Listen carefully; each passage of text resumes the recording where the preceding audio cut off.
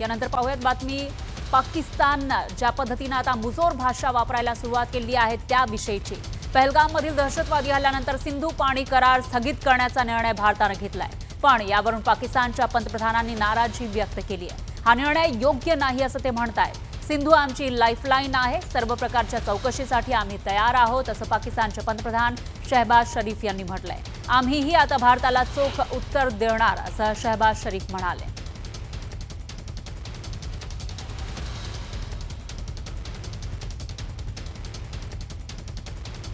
तर काश्मीरच्या पहलगाममधील दहशतवादी हल्ल्यानंतर देशासह जगभरात मोठ्या घडामोडी घडतायत। भारत पाकिस्तान या दोन्ही देशातील राजनैतिक तणाव दिवसागणिक वाढत चाललाय। या हल्ल्यानंतर भारत सरकारनेही पाकिस्तान विरुद्ध कठोर भूमिका घेतलेली आहे आणि सिंधू पाणी करार बंद करण्यासारखे अनेक मोठे निर्णय घेतले।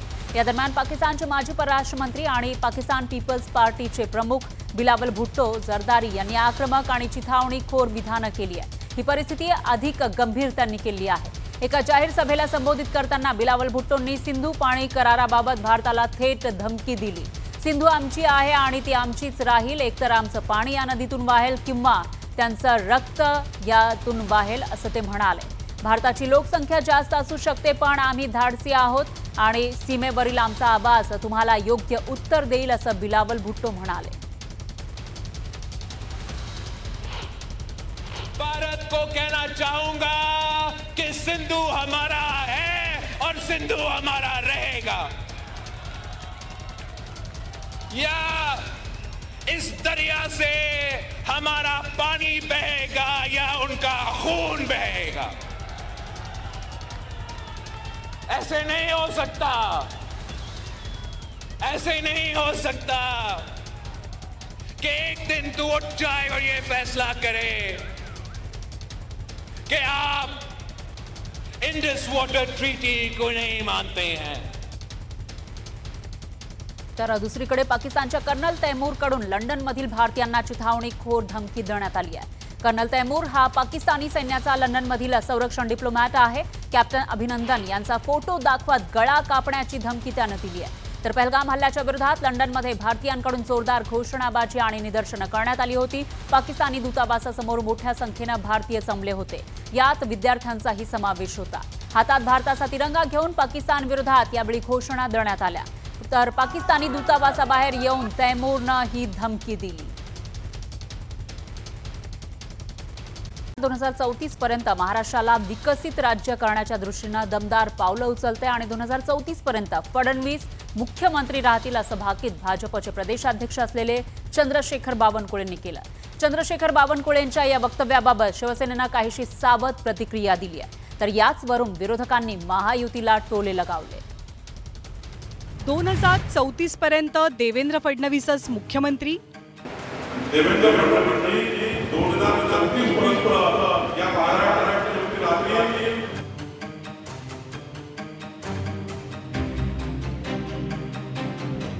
चंद्रशेखर बावनकुळेंच्या वक्तव्यानं चर्चा। इकडे मोदीजी दुसरीकडे देवेंद्रजी हे डबल इंजिन सरकारच महाराष्ट्र भलं करू शकतं। शिंदेंच्या शिवसेनेचा सावध पवित्रा। 2080 पर्यंत झाले तर आमची काय अडचण नाही, काय अडचण नाही, आमच्या शुभेच्छा आहे। चंद्रपूरमध्ये आयोजित केल्या गेलेल्या एका कार्यक्रमात बोलताना महसूल मंत्री चंद्रशेखर बावनकुळेंनी केलेल्या वक्तव्याची सध्या राजकीय वर्तुळात जोरदार चर्चा आहे। त्यामागचं कारण म्हणजे बावनकुळेंनी पुढच्या 2 टर्मसाठी मुख्यमंत्री पदासंदर्भात जाहीर भाकीत केलंय।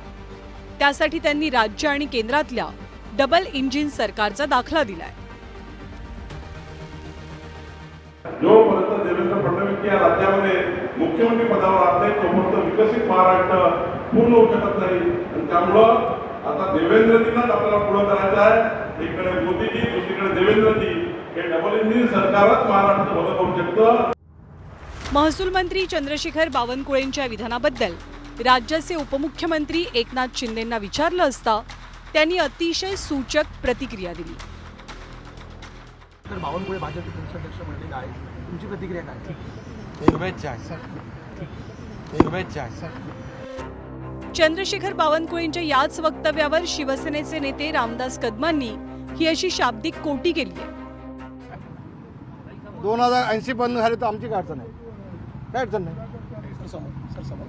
आमच्या शुभेच्छा आहेत. बावनकुळेंना देखील आहेत, देवेंद्रजींना देखील आहेत, एकनाथ शिंदेना देखील आहेत. आम्ही सगळे एक आहोत.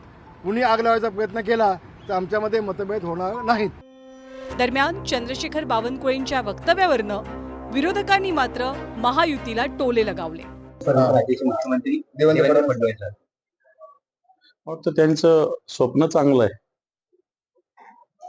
परंतु जनता सोडा भारतीय जनता पार्टीच त्यांना ठेवेल का नाही ठेवेल हा माझा त्यांना प्रश्न राहील. आपल्या वक्तव्यासंदर्भात राजकीय चर्चा सुरू झाल्यानंतर या वक्तव्यामागची भावना काय हे जाणून घ्यायला हवं असं म्हणत बावनकुळेंनी आपला तर्क मांडला. महाराष्ट्र विकसित करण्याचा संकल्प देवेंद्र फडणवीसांनी केला आहे आणि विकसित महाराष्ट्राकरता 2034 पर्यंत माननीय मुख्यमंत्री देवेंद्र फडणवीसजी असावे आणि आम्ही सोबत आहोत ना. ज्याच्या आतापर्यंत एकनाथजी होते, आम्ही सर्व सोबत आहोत. शेवटी विकसित महाराष्ट्र महत्त्वाचा आहे. 2024च्या लोकसभा निवडणुकीपूर्वी राज्यात एकनाथ शिंदे मुख्यमंत्री होते. त्यानंतर पार पडलेल्या निवडणुकांमध्ये भाजपनं जोरदार यश मिळवल्यामुळे मुख्यमंत्री पदाची माळ देवेंद्र फडणवीसांच्या गळ्यात पडली. मुख्यमंत्रीपद मिळावं यासाठी भाजप आणि शिवसेनेत निवडणुकीनंतर बरीच रस्सीखेच सुद्धा झाली. पण आता चंद्रशेखर बावनकुळेंच्या मुख्यमंत्री पदाविषयीच्या वक्तव्यामुळे शिंदेंच्या शिवसेनेनं काहीसा सावध पवित्रा घेतल्याचं चित्र आहे. Bureau report, news 18 Lokmat, Mumbai. दरम्यान बावनकुळेंनी फडणवीसांच्या मुख्यमंत्री पदाबाबत जे वक्तव्य केलं त्यावर फडणवीसांनी काय प्रतिक्रिया दिली तेही बघूया. बावनकुळे साहेबांच्या जर बस चालला तर ते 100 वर्ष मला ठेवतील. पण म्हटले त्याच्यावर 2080 पर्यंत राहू देत. आमच्या शुभेच्छा आहेत. पण त्यांच्या शुभेच्छा यातला फक्त मतितार्थ आपण समजून घ्या की या शुभेच्छा आहेत, माझ्या चांगल्या करताच्या शुभेच्छा. बाकी राजकारणामध्ये रोल बदलत असतात, ते बदललेही पाहिजे. कोणी फार दीर्घकाळ राहत नाही, त्याच्यामुळे जेव्हा माझा रोल बदलायचा तेव्हा तो बदलेल. पाहूयात पुढची बातमी. उद्धव ठाकरेंनी पुन्हा एकदा राज ठाकरेंना एकत्र येण्यासाठी साथ घातल्याची जोरदार चर्चा रंगली आहे. त्याचं कारण म्हणजे ठाकरेंच्या पक्षाकडून एक फोटो सोशल मीडियावर पोस्ट करण्यात आलाय. आता वेळ आली आहे एकत्र येण्याची. मुंबई आणि महाराष्ट्रासाठी शिवसैनिक तयार आहेत. मराठी अस्मितेच्या रक्षणासाठी अशी पोस्ट ठाकरेंच्या पक्षाचं अधिकृत पेजवरून करण्यात आली आहे. त्यामुळे पुन्हा एकदा राज ठाकरे आणि उद्धव ठाकरे एकत्र येणार का या चर्चांना उधाण आलंय.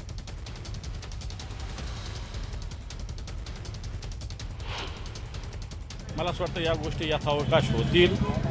बाकीच्यांनी चिंता करण्याची गरज नाही. यथावकाश ज्या भूमिका असतील उद्धव साहेबाच्या, राजसाहेबाच्या, निश्चित ते पूर्ण करतील.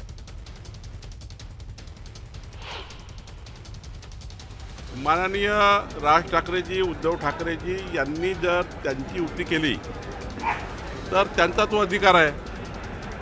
शेवटी महाराष्ट्रामध्ये कुठल्या पक्षाच्या नेत्यांनी कोणासोबत युती करायची, कशी करायची हा त्यांचा विचार आहे. त्यांची युती होत असेल तर आम्हाला काही प्रश्न नाही आहे.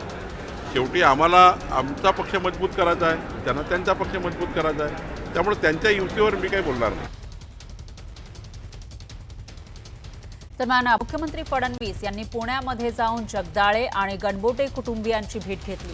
त्यांच्याकडून संबंधित घटनेची धडकी भरवणारी माहिती त्यांनी जाणून घेतली. लोकांना शोधून शोधून मारलं, जीव वाचवण्यासाठी आम्ही देवाचा धावा करत होतो अशी अंगाची थरकाप उडवणारी माहिती जगदाळे कुटुंबियांनी मुख्यमंत्री फडणवीसांना दिली. यावेळी फडणवीसांनी संबंधित कुटुंबियांचं सांत्वन करत त्यांना धीर दिला. तर सरकार पीडित कुटुंबांना सर्वतोपरी मदत करेल असं आश्वासन मुख्यमंत्र्यांनी दिलं. सगळ्यात महत्वाची भीती मला अशी होती की तिथे ते टेररिस्ट ज्यांनी जर हिला ओढून नेली असती तर मग मी काय केलं, मुलींबरोबर ते काय करतात हे मी सांगायची गरज होती. केवळ मी तुम्हाला सांगते की आमचं दैव बलवत्तर की ही वाचली व्यक्ती. आता माझा नवरा आणि त्या ताईंचा नवरा गेला, ही अतिशय म्हणजे घटनाच इतकी भयानक आहे. पण ही वाचली ना. मी धावा करत होते देवाचा आपल्या की आम्हाला वाचव, देवा वाचव. देवा वाचव म्हणून उपयोगच नव्हता. मी स्वामींचं नाव घेतो म्हणजे स्वामी नाही वाचवणार, आता त्यांचा अंदाज आपल्याला वाचवतो. आम्ही सगळे जण तिथपासून अल्लाह वगैरे एवढंच बोललो.